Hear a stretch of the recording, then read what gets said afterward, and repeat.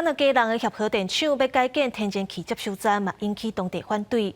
行政院长陈建仁表示，介绍天然气会当改善空气污染，要求台电甲当地好好沟通。不过在地团体批评陈建仁，敢若会晓讲好听话，嘛批评环保署环评审查并无依法行政。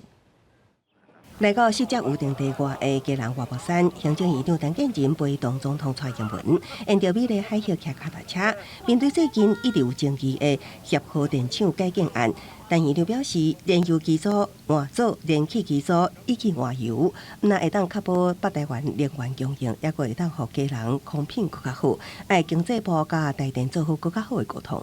基隆的空气品质呢能够更好，减少空气污染都应该继续和基隆市政府以及社会各界呢做更好的沟通，依法行政相当的重要。台电指出，协和改建会当大大减少氮氧、硫氧化物甲粒状物，搁较会当减少温室气体排放。也毋过在地团体批评，台电提4部机组排放量做比较基准，无符合现况。即马只有2部电油机组运转，因掠算改建了后，营业粒仔排放是即马1.9倍，温室气体更加是3.4倍。它其实只是一个糖衣毒药。基隆市现在的市长谢国良发文废止前面的那份公文，当然也是依法行政。环保署现在这样子强推这个会议，某种程度就意味着他们没有依法行政。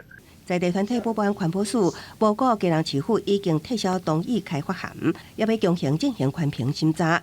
环保署阁表示，环评审查甲家人市针对水产动植物保育区审查是平行审查程序，这是依法办理。那延期的环评会议什么时阵举行？目前日期无定。记者综合报道。